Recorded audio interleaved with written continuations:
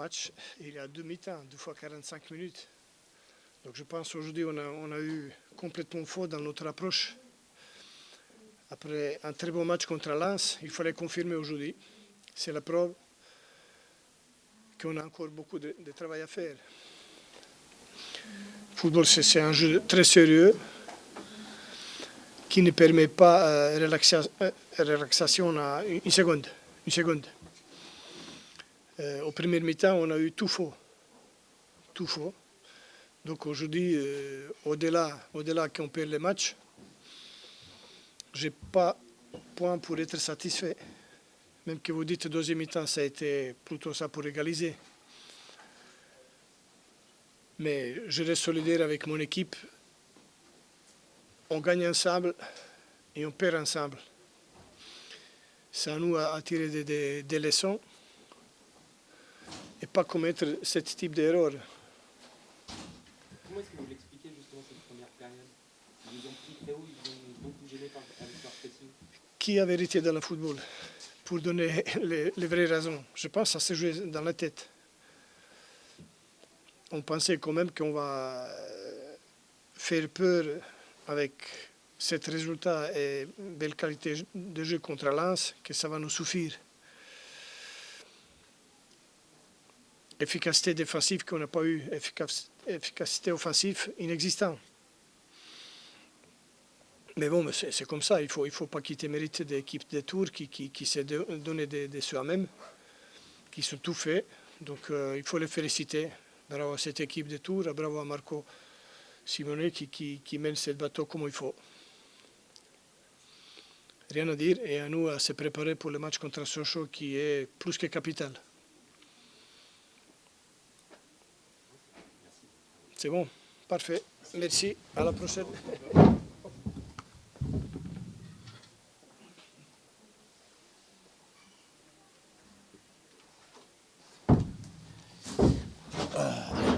Bonsoir. Bon,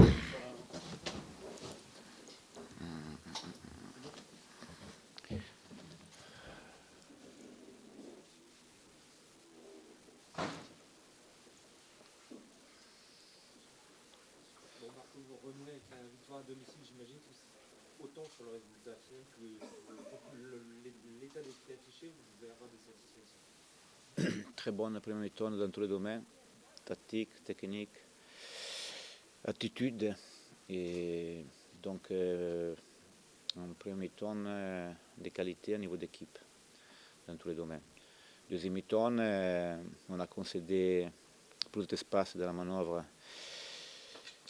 des Valenciennes, donc moins on dit efficace sur la récupération de ballon, mais on a sorti un élément fondamental pour aller à chercher un résultat ou garder un résultat, l'esprit de l'équipe, l'identité de l'équipe.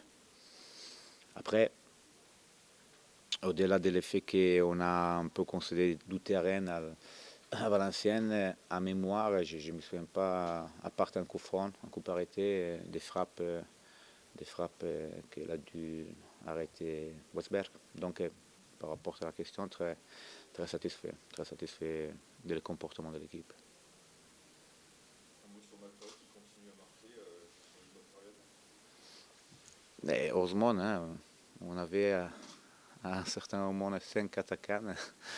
On est resté avec un seul attaquant de rôle parce que Brian, il peut faire l'attaquant, mais ce n'est pas son rôle spécifique. Et Santa Maria, il peut faire l'attaquant, mais ce n'est pas son rôle spécifique. Et donc, heureusement, on va les conserver dans les frigos au Malfray pour qu'ils puissent rester dans cette situation. Non, mais je suis toujours content quand les attaquants ils marquent, mais il faut quand même souligner le travail qu'il a fait Santa Maria sur le but. Donc, il y a toujours quelqu'un derrière qui fait du travail.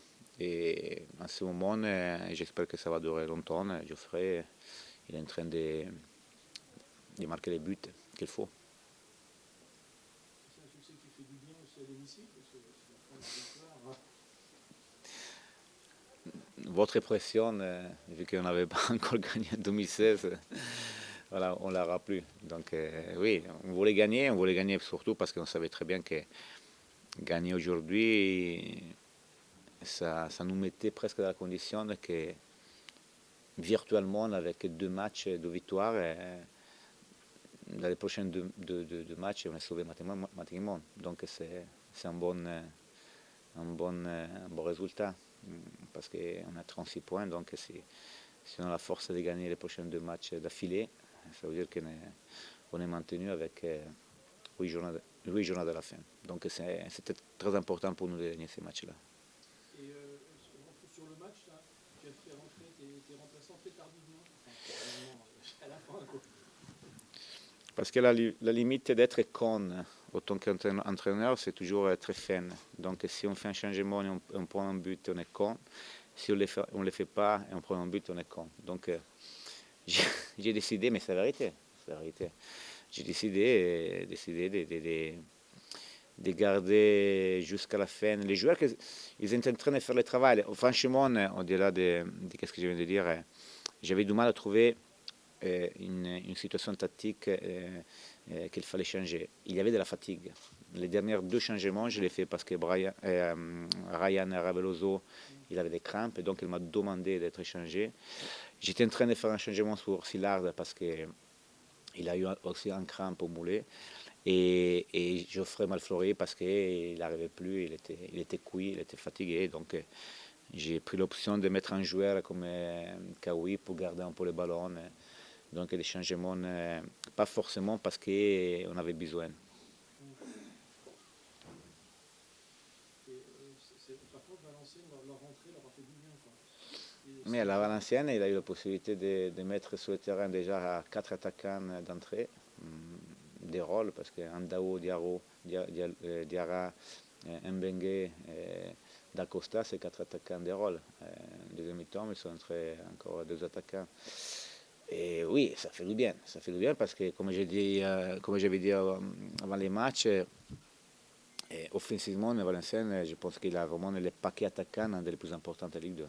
C'est des joueurs de grande qualité, beaucoup de vitesse. Et donc, c'est sûr que quand tu peux changer les dernières 15-20 minutes des attaquants et mettre de la fraîcheur dans l'équipe, c'est un avantage. Un petit mot sur la titularisation de Quentin Weisberg.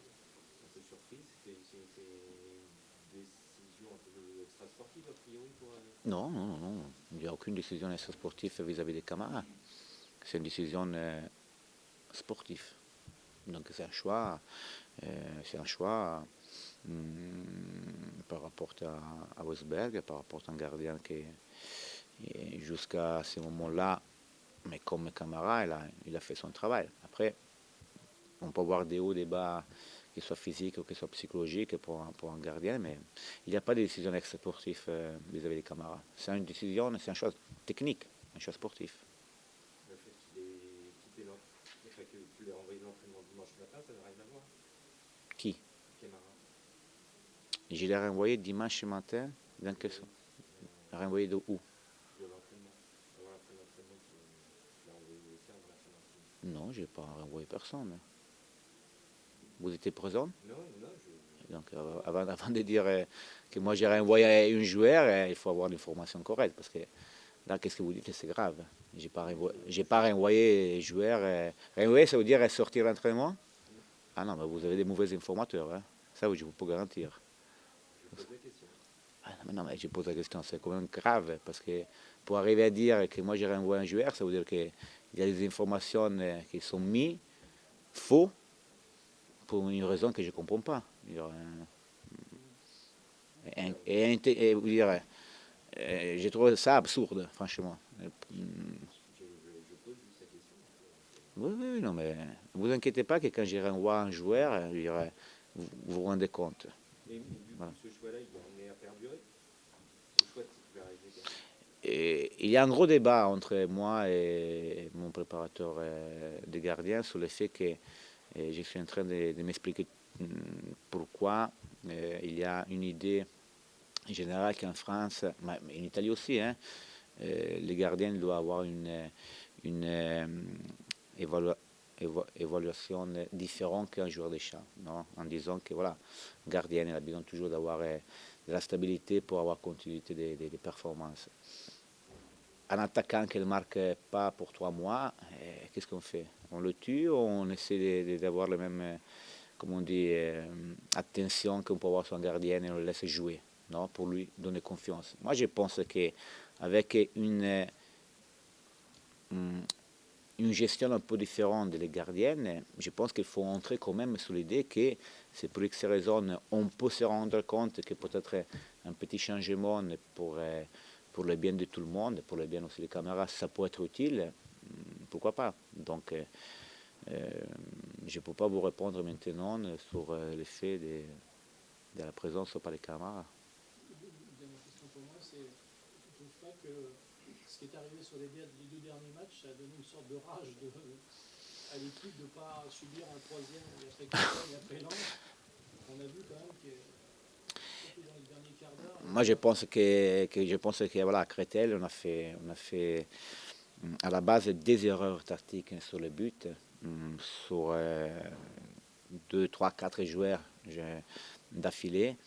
Et après, c'est vrai que on n'a pas peut-être mis vraiment les ingrédients qu'il faut mettre quand tu ne peux pas répéter la même mi-temps des qualités à niveau des jeux. Donc il faut mettre quelque chose de plus, que ça passe par la rage, ça passe par les dégagements que ça ne plaît pas à les publics. Et donc ça part par des valeurs que pour gagner des matchs, il faut aussi. Donc oui, bien sûr. On dit toujours que c'est une équipe jeune et l'expérience et les claques qu'ils prennent, ça sert. Je pense que la claque de Créteil, elle a servi à tout le monde. Ok pour moi. C'est bon? Merci.